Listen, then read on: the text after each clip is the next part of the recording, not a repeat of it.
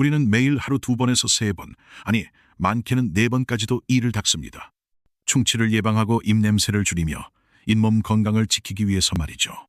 그런데 혹시 아셨나요? 우리가 매일 쓰는 치약이 뇌졸중 위험을 높일 수도 있다는 사실을요. 아니, 치약이 뇌졸중과 무슨 관계가 있다는 거야? 이렇게 생각하셨다면 영상을 끝까지 보셔야 합니다. 최근 연구에 따르면 일부 치약 속 성분이 혈관 건강에 악영향을 미쳐 뇌졸중과 치매 위험을 증가시킬 수 있다고 합니다. 입 안에서 일어난 작은 변화가 결국 우리 뇌까지 영향을 미친다는 거죠. 실제로 미국 심장협회에서는 구강 건강이 뇌 건강과 직결된다고 발표했습니다. 입속 세균과 염증이 혈관으로 침투하면 혈류를 타고 뇌로 이동할 수 있기 때문입니다. 그리고 우리가 아무렇지 않게 사용해온 일부 치약 속 성분이 그 과정을 더 악화시킬 수도 있습니다. 그럼 대체 치약 속 어떤 성분이 문제라는 거야? 매일 쓰는 치약이 위험할 수도 있다는 게 사실인가? 지금부터 우리가 매일 쓰고 있는 치약이 어떻게 뇌 건강과 혈관 건강에 영향을 주는지, 그리고 안전한 치약을 선택하는 방법까지 하나씩 짚어보겠습니다. 단순히 치아를 깨끗하게 하는 것처럼 보이지만 사실 우리가 매일 사용하는 치약에는 수십 가지의 화학 성분이 포함되어 있습니다. 그리고 이 중 일부는 혈관 건강과 뇌 기능에 부정적인 영향을 줄 수 있습니다. 특히 트리클로산이라는 성분이 문제가 됩니다. 트리클로산은 강력한 항균 효과를 가지고 있어 치약뿐만 아니라 비누, 화장품, 심지어 주방세제에도 사용되는 성분입니다. 하지만 연구에 따르면 트리클로산이 체내에 축적될 경우 혈관 염증을 유발하고 심혈관 질환의 위험을 증가시킬 수 있는 것으로 나타났습니다. 실제로 미국 하버드대 연구진이 진행한 실험에서는 트리클로산이 포함된 치약을 장기간 사용한 사람들의 경우 혈중 염증 수치가 높아지고 동맥경화 위험이 증가한 것으로 확인되었습니다. 동맥이 좁아지고 혈류가 원활하지 않으면 결국 뇌졸중 위험도 높아질 수밖에 없습니다.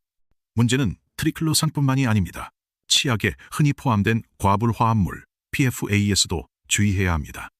이 성분은 치약의 방수성과 발포력을 높이기 위해 사용되는데 몸속에 축적되면 신경계에 영향을 미쳐 인지 기능 저하와 치매 위험을 증가시킬 수 있습니다. 세계보건기구 WHO에서도 과불화합물의 장기 노출이 건강에 미치는 부정적인 영향을 경고한 바 있습니다. 그렇다면 이런 화학 성분들이 몸에 들어오지 않도록 하려면 어떻게 해야 할까요? 단순히 치약을 적게 사용하는 것으로 해결될 문제일까요? 그렇다면 매일 사용하는 치약 속 유해 성분을 피하려면 어떻게 해야 할까요? 단순히 유해 성분이 적은 치약을 골라야 한다는 말로는 부족합니다. 실제로 시중에 판매되는 치약 대부분이 겉으로는 자연 유래 성분 또는 건강한 치약이라고 홍보하지만 성분표를 자세히 들여다보면 여전히 논란이 되는 화학 물질들이 포함되어 있는 경우가 많습니다. 특히 라우릴 황산나트륨, LS 성분을 조심해야 합니다. 이 성분은 거품을 많이 내는 역할을 하지만 점막을 자극하여 입안의 보호막을 손상시킬 수 있습니다. 연구에 따르면 라우릴 황산나트륨이 포함된 치약을 사용한 사람들은 구강 내 염증 발생률이 높았으며 장기적으로 사용 시 점막이 손상되면서 혈관 건강에도 영향을 줄 수 있는 것으로 나타났습니다. 또한 인공 감미료가 들어간 치약도 주의해야 합니다. 많은 치약들이 단맛을 내기 위해 사카린이나 스크랄로스 같은 인공 감미료를 사용합니다. 하지만 이 성분들은 장내 미생물 균형을 무너뜨리고 혈당을 급격하게 변동시키는 원인이 될 수 있습니다. 혈당이 불안정하면 혈관에도 부담이 가해지고 결과적으로 심혈관 질환 위험이 증가할 수 있습니다. 그렇다면 안전한 치약을 고르는 가장 확실한 방법은 무엇일까요? 우선 성분표를 꼼꼼히 확인하는 습관을 들이는 것이 중요합니다. 치약을 고를 때는 다음과 같은 성분이 포함되어 있지 않은 제품을 선택하는 것이 좋습니다. 트리클로산, 라우릴 황산나트륨, 과불화합물, PFAS, 인공 감미료, 사카린, 수크랄로스 대신에 자연 유래 성분이 포함된 치약을 선택하는 것이 좋습니다. 예를 들면 항균 효과가 있는 녹차 추출물, 충치를 예방하는 자일리톨, 잇몸 건강을 돕는 프로폴리스 성분이 들어있는 치약을 선택하는 것이 좋습니다. 하지만 치약 선택뿐만 아니라 올바른 양치 습관을 실천하는 것도 중요합니다. 단순히 치약을 바꾼다고 해서 치아 건강이 좋아지는 것은 아닙니다. 치약을 바꾸는 것도 중요하지만 올바른 양치 습관이 더욱 중요합니다. 아무리 좋은 치약을 사용하더라도 양치법이 잘못되면 치아 건강은 물론이고 전신 건강에도 부정적인 영향을 줄 수 있습니다. 많은 사람들이 양치를 단순히 이빨을 닦는 과정으로 생각하지만 실제로는 입안의 세균을 제거하고 혈관 건강까지 영향을 미치는 중요한 습관입니다. 양치를 제대로 하지 않으면 입안에 남아있는 세균이 혈류를 타고 전신으로 퍼질 수 있습니다. 특히 잇몸에서 피가 나거나 염증이 자주 발생하는 경우에는 더욱 주의해야 합니다. 연구에 따르면 잇몸 질환이 있는 사람들은 심혈관 질환 위험이 2배 이상 증가한다고 합니다. 이는 치태와 치석 속 세균이 혈관으로 유입되면서 염증을 일으키고 혈관이 좁아지는 원인이 되기 때문입니다. 건강한 양치 습관을 실천하려면 양치하는 시간과 횟수가 중요합니다. 하루 3번, 식후 30분 이내에 양치하는 것이 가장 이상적입니다. 하지만 중요한 것은 횟수보다 올바른 방법입니다. 대충 닦고 끝내는 것이 아니라 최소 2분 이상 꼼꼼하게 닦아야 합니다. 칫솔질의 방향도 중요한 요소입니다.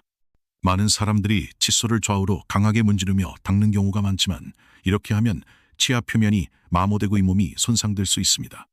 올바른 방법은 칫솔을 45도 각도로 기울여 잇몸과 치아 경계 부분을 부드럽게 쓸어내리는 방식으로 닦는 것입니다. 혀를 닦는 것도 중요합니다.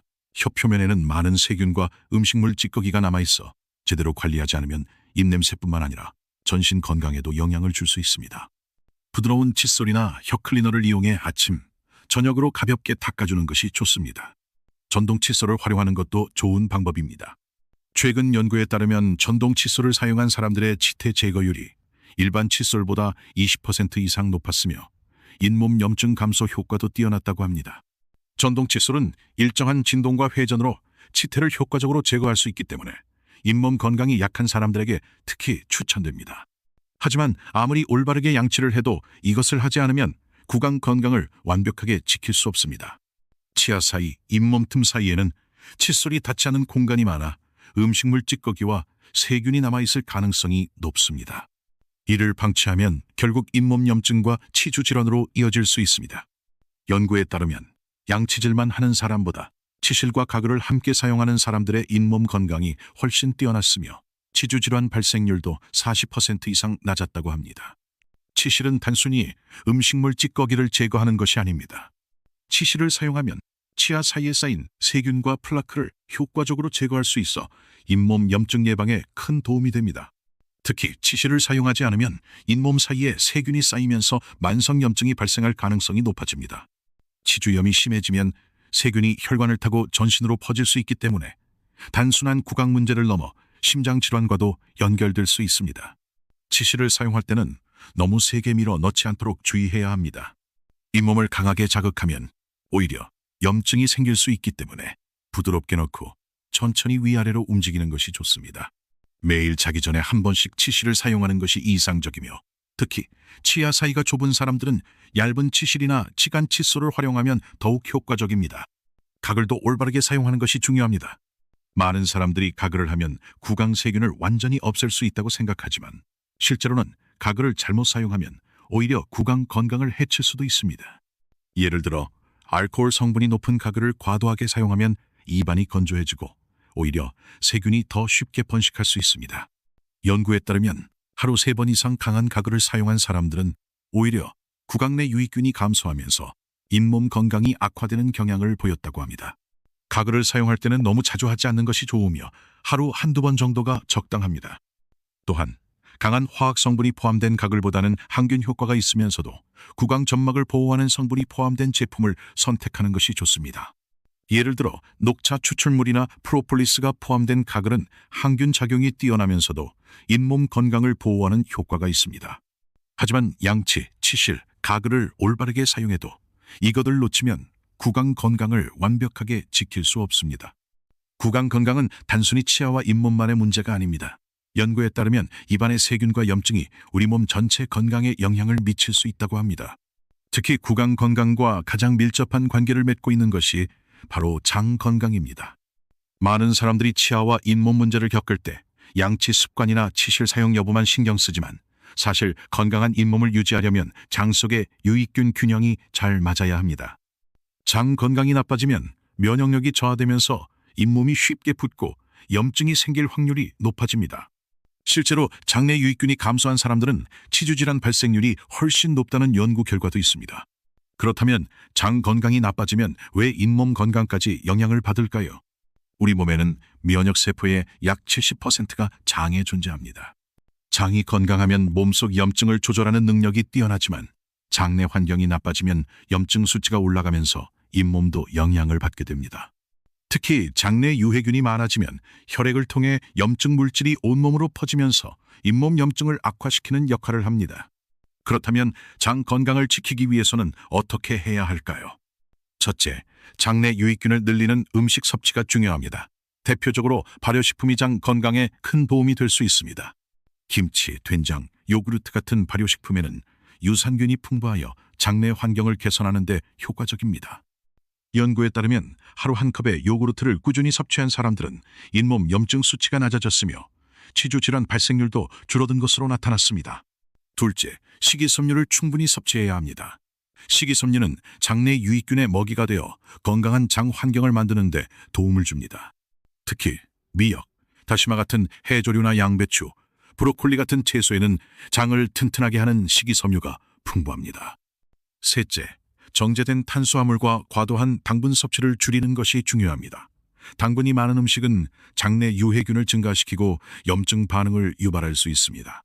연구에 따르면 단 음료나 과자를 자주 섭취하는 사람들은 장 건강이 나빠질 가능성이 높았으며 치주 질환 발생률도 증가했다고 합니다.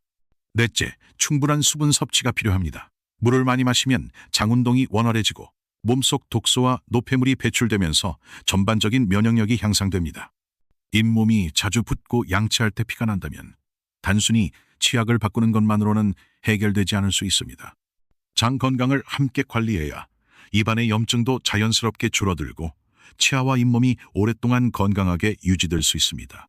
구강 건강을 지키는 방법은 단순히 올바른 치약을 사용하는 것만이 아닙니다. 우리가 매일 실천하는 작은 습관들이 치아와 잇몸 건강을 좌우하는 중요한 요소가 됩니다. 특히 치약 성분뿐만 아니라 식습관, 생활습관까지 함께 관리해야 장기적으로 건강한 치아를 유지할 수 있습니다. 먼저 구강 건강을 지키기 위해 피해야 할 대표적인 습관이 있습니다. 첫째, 너무 강한 힘으로 이를 닦는 습관입니다. 많은 사람들이 치아를 깨끗하게 하기 위해 칫솔질을 세게 하지만 오히려 치아의 보호층인 범낭질이 손상될 수 있습니다. 칫솔을 부드럽게 사용하고 치아와 잇몸 경계를 부드럽게 닦는 것이 중요합니다. 둘째, 탄산음료나 산성이 강한 음식을 자주 섭취하는 습관입니다. 레몬, 식초가 많이 들어간 음식, 탄산음료는 치아의 보호층을 약하게 만들고 장기적으로 범낭질을 손상시킬 수 있습니다. 특히 탄산음료를 마신 후 바로 이를 닦으면 오히려 치아가 마모될 위험이 있기 때문에 최소한 30분 정도 기다렸다가 양치하는 것이 좋습니다. 셋째, 자기 전에 양치를 하지 않는 습관입니다. 하루 동안 쌓인 음식물 찌꺼기가 제거되지 않으면 박테리아가 번식하면서 충치와 잇몸 질환의 원인이 될 수 있습니다. 양치는 식후에도 중요하지만 특히 자기 전에 꼼꼼히 닦아주는 것이 가장 중요합니다. 넷째, 구강세정제를 과도하게 사용하는 습관입니다. 구강세정제는 입안의 세균을 줄이는 데 도움이 될 수 있지만 장기간 사용하면 입안의 유익균까지 사라질 위험이 있습니다. 따라서 필요할 때만 적절히 사용하는 것이 좋습니다. 그렇다면 구강 건강을 지키기 위해 가장 효과적인 습관은 무엇일까요? 첫째, 치아 건강에 좋은 음식을 꾸준히 섭취하는 것입니다. 칼슘이 풍부한 음식, 비타민C가 많은 채소, 장 건강을 돕는 발효식품을 섭취하면 치아와 잇몸 건강에 도움이 됩니다. 둘째, 물을 자주 마시는 것입니다. 충분한 수분 섭취는 입속 세균을 줄이고 침 분비를 원활하게 하여 자연스럽게 구강 환경을 건강하게 유지하는 데 도움을 줍니다. 셋째, 정기적으로 치과 검진을 받는 것입니다. 아무리 양치를 꼼꼼하게 해도 제거되지 않는 치석이 쌓일 수 있기 때문에 6개월에 한 번씩 스케일링을 받는 것이 치주질환 예방에 도움이 됩니다. 작은 습관 하나가 치아 건강을 좌우할 수 있습니다. 오늘부터라도 올바른 양치 습관을 실천하고 치약 성분을 꼼꼼히 확인하는 것만으로도 구강 건강을 지키는데 큰 도움이 될 것입니다. 지금까지 건강백서였습니다. 오늘 하루도 건강하고 행복하게 보내세요.